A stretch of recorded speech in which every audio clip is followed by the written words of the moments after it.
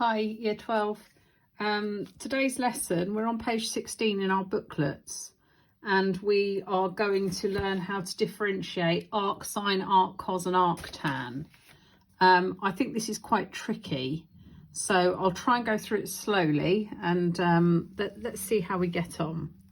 So we'll start off, I'll run through this example, all right, because again it's a bit horribly formatted. So let's take x is equal to tan y.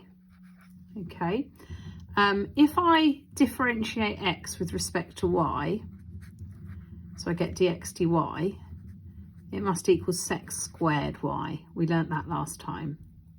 So if you flip them over to get dy dx for the gradient function, we get 1 over sec squared y.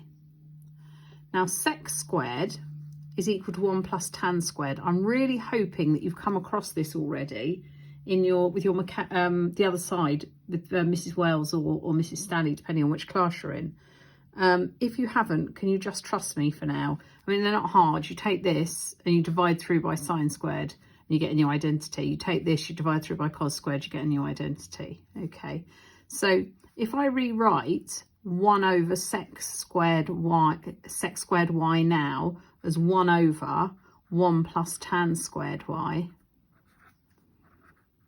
so I have that, you can see that I started off here with x is equal to tan y, so that there must be equal to x squared. So I end up with the gradient function in terms of x. Okay, so next one, show that if y equals arc sine x, then dy dx is equal to this. So start off with y equals arc sine x, and let's rewrite that. So y equals the angle whose sine is x, so x must be equal to sine y. Differentiate it, differentiate x with respect to y, and we get cos y.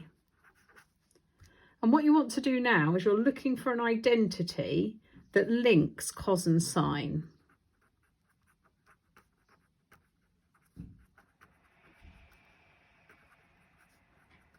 And I hope you've remembered that sine squared x plus cos squared x equals 1, or sine squared 10 bananas plus cos squared 10 bananas equals 1. So that gives us here, because we're using y, sine squared y plus cos squared y is equal to 1. So sine y is x, so sine squared y is x squared. Cos squared y is this thing squared. Okay, and that is equal to 1. Now let's get dx dy on its own.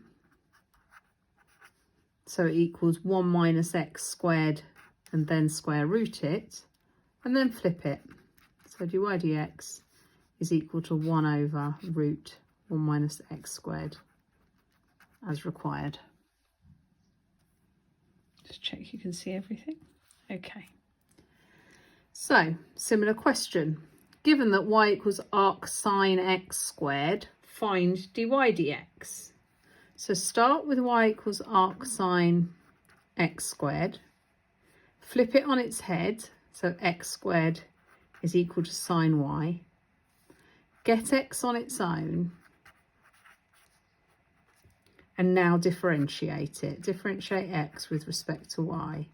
You get a half sine y to the minus a half multiplied by the differential of blah, which is cos y. Tidy it up, so the top's going to be cos y and the bottom's going to be 2 root sine y. Okay, so that equals dx dy. Make some space. So flip it, dy dx is equal to 2 root sine y over cos y. Now, we know that x is equal to sine y, x squared is equal to sine y. So this in here must be x. Okay, so we end up with dy dx is equal to 2x over cos y. Now the problem that I have now is this, because this is still in terms of y, and I want to find dy dx in terms of x. So we're looking for something that links sine and cos. It's sine squared a plus cos squared a is equal to 1. Rearrange that and square root it. Okay, and we know that sine y to the half is equal to x. So we get cos y is equal to the square root of 1 minus x to the 4.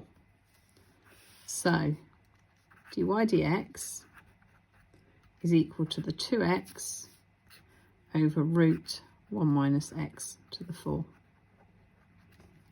There we go. Okay. So we have some results here. Now these results are in the formula book. They're in a funny place in the formula book because I've got a feeling that they're in with the Further Maths AS formulae, but nevertheless they are there. So this is the differential of arc sine, the differential of arc cos, and the differential of arc tan. So they are there, but you are expected to be able to show them from scratch in the way that I've been doing here. Okay, but within a question you could just use them. So what now? Okay, this next question is huge. Okay, so what I'm going to do with this next question is I'm going to write it out. I'm going to write out solution for you, and I'll post it on the wall. Okay, I'll post with assignment. Otherwise it takes 600 years for me to upload these videos.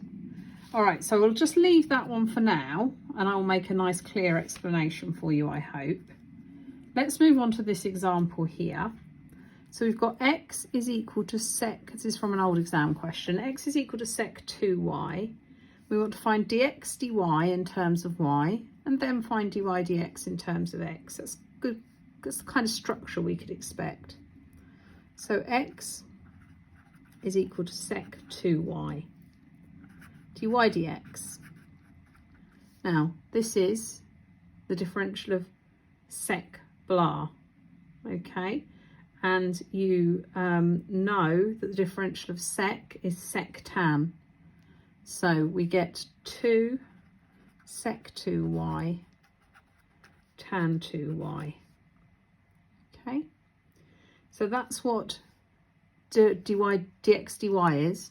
Oh, I'm a complete idiot. Dx dy is in terms of y. So that's the first bit, nice and easy. Now part C is a bit trickier. So we've got dx dy. So let's flip it to start with. Okay. All right. And what we want to do is we've already got a way to replace that part of it. But what we don't have is anything for this tan 2y here. So you're looking for something which links tan and sec.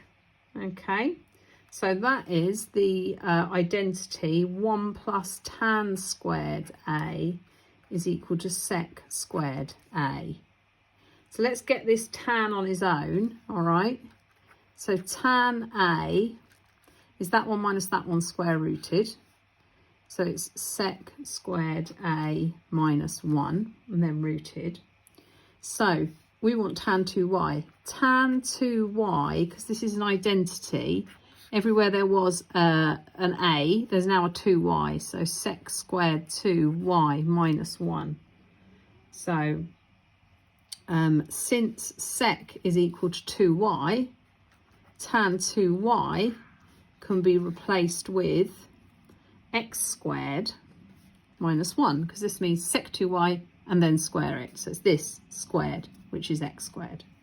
So putting it all back together, we get dy dx is equal to 1 over 2x plus, sorry, I don't know why I've put a plus in there. Sorry, guys. 2x root x squared minus 1. Okay, which is the correct answer. Now, your homework is exercise 9F. This is hard. You do really need to practice it, so make sure you do. It's questions 8 through to 12. Okay, and for some reason I've got 9 written here. I think 9 is a particularly good one. So I'll sort this one out, and that's the rest of that. Thanks, guys. Bye-bye.